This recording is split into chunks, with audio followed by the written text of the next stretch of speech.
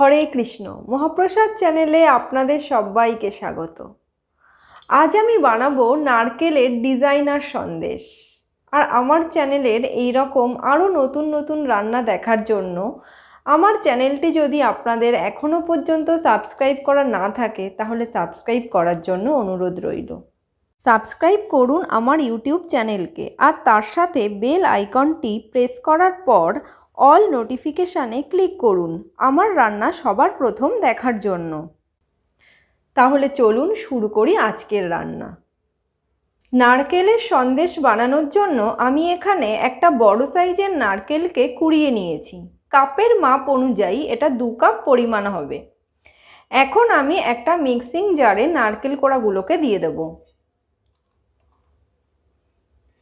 এবার আমি এর মধ্যে 2 টেবিল চামচ পরিমাণ গরুর দুধ দিয়ে দিলাম। এখন এটা মিক্সিতে খুব ভালো করে বেটে নিতে হবে। নারকেলটাকে বেটে আমি এই বাটিতে ঢেলে নিয়েছি। দেখুন ঠিক এরকম মিহি হবে।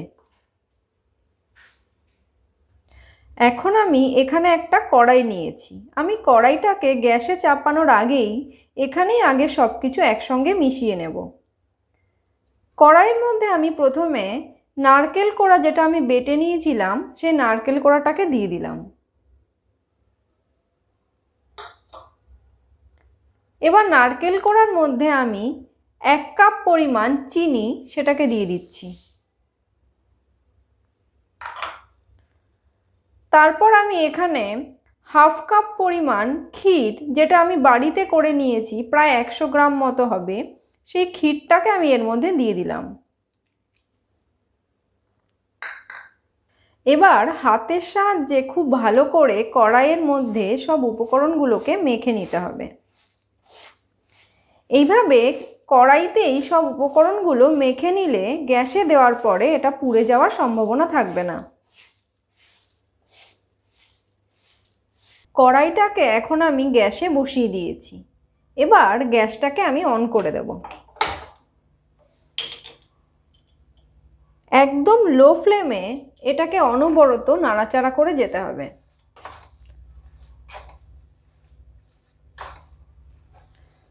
দেখুন অনবরত এটাকে নাড়াচাড়া করতে করতে চিনিটা একটু গলে গেছে। এইভাবে আরও বেশ কিছুক্ষণ লো ফ্লেমে এটাকে নাড়াচাড়া করে যেতে হবে, যতক্ষণ না এটা একটু আঠালো হয়ে আসছে। প্রায় 6-7 মিনিট ধরে নাড়াচাড়া করার পর আমি এর মধ্যে 1 টিস্পুন এলাচ গুঁড়ো দিয়ে দিচ্ছি। এবার এলাচ গুঁড়োর সঙ্গে এটাকে খুব ভালো করে মিশিয়ে দেব এবং আরও কিছুক্ষণ এটাকে নাড়াচাড়া করে আরও একটু শুকিয়ে নিতে হবে। দেখুন নারকেলটা সন্দেশ বানানোর জন্য একদম তৈরি হয়ে গেছে। কড়াই থেকে কেমন ছেড়ে ছেড়ে আসছে। এখন আমি গ্যাসটাকে বন্ধ করে দেব আর এটাকে একটা থালায় নামিয়ে ঠান্ডা হতে দেব। নারকেলটাকে থালায় ছড়িয়ে রাখার ফলে এটা একটু ঠান্ডা হয়ে গেছে, তবে পুরোপুরি ঠান্ডা হবে না। যখন উষ্ণ গরম থাকবে তখন আমি সন্দেশগুলোকে তৈরি করে নেব। সন্দেশগুলো বানানোর জন্য আমি এখানে মাটির ছাঁচ নিয়েছি। এই ছাঁচগুলো আমার মায়ের হাতে তৈরি। এখনকার দিনে এরকম ছাঁচ আর দেখতে পাওয়া যায় না। দেখুন এর নকশাগুলো কি সুন্দর, ভেতরকার নকশাগুলো। তো আমি এরকম আরও একটা ছাঁচ আপনাদেরকে দেখাবো। দেখুন এই আর একটা ছাঁচ, এর নকশাটাও দেখুন কত সুন্দর। আপনারা যদি এরকম ছাঁচ পান তো খুব ভালো, তা না হলে বাজার থেকে প্লাস্টিকের ছাঁচ কিনে সেটাতেই সন্দেশ বানিয়ে নেবেন। নারকেলটা উষ্ণ গরম থাকাকালীন এটাকে হাতের সাহায্যে খুব ভালো করে মেখে নিতে হবে। আমি এই মাটির ছাঁচে একটু ঘি লাগিয়ে নিয়েছি। আপনারা ঘিয়ের পরিবর্তে তেলও লাগিয়ে নিতে পারেন। এখন আমি এটাকে একটা সাইডে রেখে দিচ্ছি। এবার এখান থেকে আমি একটু নারকেল নিচ্ছি হাতে। আমি একটু বেশি করেই নারকেল নিচ্ছি, কারণ ছাঁচটা একটু বড়, তাই একটু মুঠো মুঠো করছি। হালকা করে একটু গোল করে নিচ্ছি, একটু চ্যাপ্টা করে নিচ্ছি চেপে চেপে।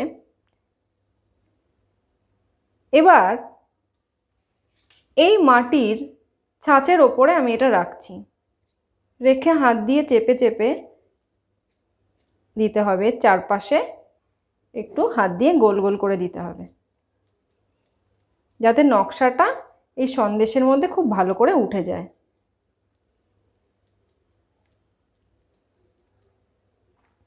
এবার আমি এটা ছাঁচ থেকে তুলে নেব।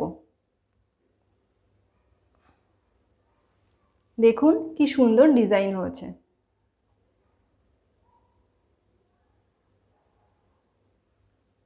এবার আরও একটা ছাঁচ বানিয়ে আমি আপনাদেরকে দেখাবো।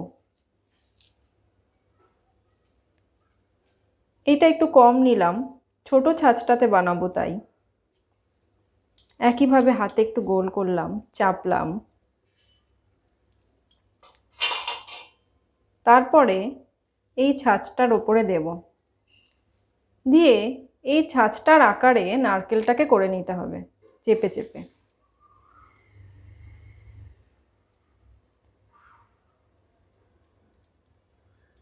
এই দিকটা একটু সমান আছে, তাই এই দিকটা একটু চেপে চেপে নারকেলটাকে এগিয়ে দিতে হবে,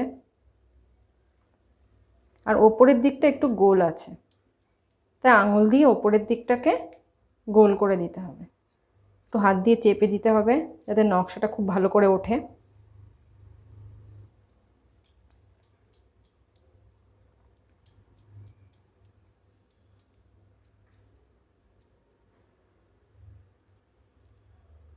এখন এটাকে আমি এই ছাঁচ থেকে তুলে নেব। এই যে,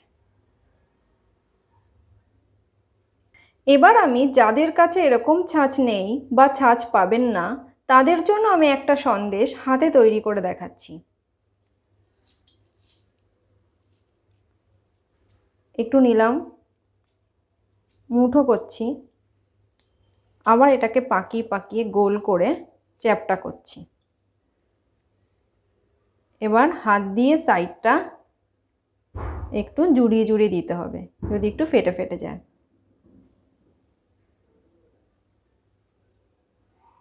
এবার হাতের তালুতে রাখবো, রেখে একটা ছুরির সাহায্যে এটাকে ডিজাইন করব।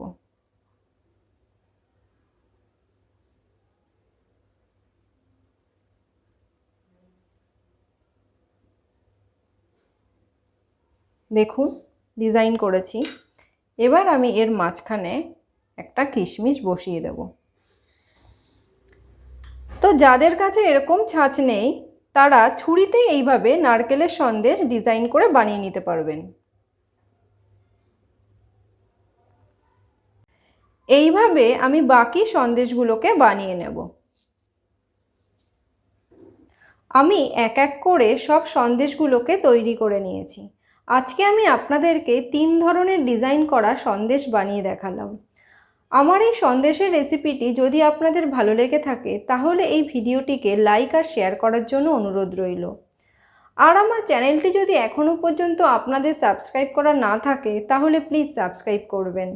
আজকের মতো তাহলে এই পর্যন্তই। আবার ফিরে আসবো অন্য কোনো দিন অন্য কোনো রেসিপি নিয়ে। সবাই ভালো থাকবেন। হরে কৃষ্ণ।